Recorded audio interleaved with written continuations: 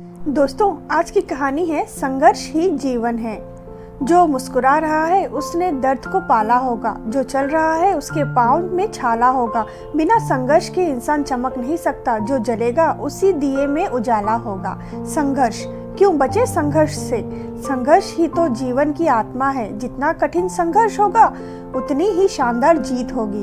एक बार एक किसान भगवान से बहुत नाराज हो गया। किसान बहुत मेहनती था, बहुत मेहनत से वह खेतों में अनाज उगाता, उसकी देखभाल करता, पर अक्सर उसकी फसल खराब हो जाती। कभी सूखा पड़ जाता, कभी बाढ़ आ जाती, कभी तेज धूप, कभी आंधी। कोई ना कोई कारण बन ही जाता कि उसकी फसल खराब हो जाती। एक दिन वह किसान गुस्से में आसमान की ओर देखकर भगवान से कहा, हे ईश्वर, आपको लोग सर्वज्ञाता मानते हैं कि आप सब जानते हैं, कहते हैं कि आपके इच्छा के बिना एक पत्ता भी नहीं हिलता, पर मुझे तो लगता है कि आप छोटी सी छोटी बात भी नहीं जानते। आपको तो ये भी नहीं पता कि खेती बाड़ी कैसे होती है। अगर आप जानते होते तो हर समय जो बाढ़, आंधी, तूफान आते हैं वो कभी नहीं आते। आप नहीं जानते कि कितना नुकसान उठाना पड़ता है हम किसानों को। यदि आप मेरे हाथ में ये शक्ति दे दें कि जैसा मैं चाहूँ वैसा मैं मौसम कर दूँ, फिर आप देखना मैं अन्न के भंडार लगा दूंगा। भगवान इस किसान के तीखे वाक्य सुनकर मुस्कुरा रहे थे और वह किसान के सामने प्रकट होकर बोले, मैं आज से तुझे यह शक्ति देता हूँ कि तुम अपनी खेती पर तुम्हारी जैसी ही इच्छा होगी तुम वैसा मौसम कर दोगे। मैं बिल्कुल भी दखल नहीं दूंगा, तुम्हारी इच्छा से सब कुछ होगा। किसान बहुत खुश हो गया। किसान ने गेहूं की फसल अपने खेतों में बोई। जब उसे लगा कि खेतों को धूप चाहिए तो खेतों को धूप मिले, जब पानी बरसना चाहिए तभी पानी बरसा। आंधी, तूफान, बाढ़ कुछ भी उसने अपने खेतों पर आने नहीं दिया। किसान के खेत में इस वर्ष ऐसी फसल हुई जैसे कभी नहीं हुई थी। हरी भरी लहलहाती फसल। मन ही मन वह बहुत खुश हो गया और सोचने लगा, अब सबूत के साथ दिखाऊंगा भगवान को कि किसे कहते हैं शक्ति का सही उपयोग।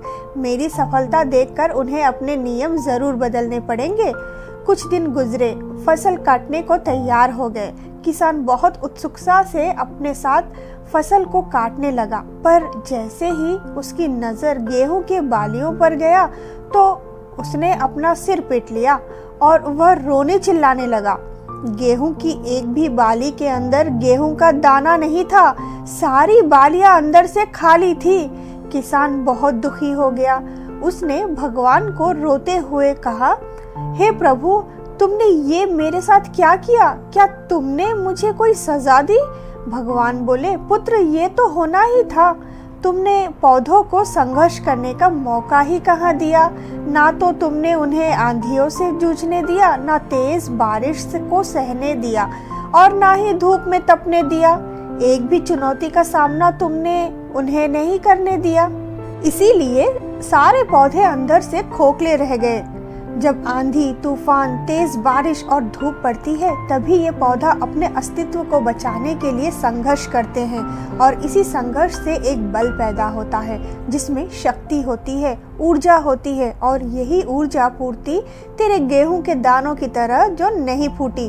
तूने उन्हें कठिन परिस्थितियों से गुजरने ही नहीं दिया जहां उनके अस्तित्व का जन्म होता।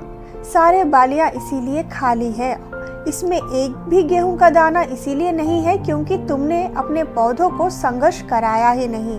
याद रखिए, स्वर्ण में स्वर्णीय आभास तभी आता है जब वह आग में तपने, गलने और हथौड़ों से पीटने जैसा संघर्षों से गुजरता है।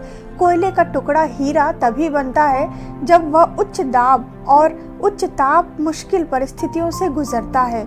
इसी तरह यदि हमारी जिंदगी में कोई संघर्ष ही ना हो, कोई चुनौती ही ना हो, तो हम भी गेहूं की बालियों की तरह खोखले रह जाएंगे। कोई अस्तित्व नहीं होगा हमारा। विपरीत परिस्थितियां, चुनौतियां, समस्याएं हमें और अधिक निखारती हैं। यदि जीवन में कठिन परिस्थितियां और चुनौतियां आए तो घबराना मत, बल्कि सामना करना। विश्वास करना कि आप और अधिक निखर जाओगे और अधिक मजबूत बन जाओगे। किसी ने कितना सही कहा है, जिंदगी जीना आसान नहीं होता, बिना संघर्ष कोई महान नहीं होता। जब तक ना पड़े हथौड़े की चोट तब तक पत्थर भी भगवान नहीं होता।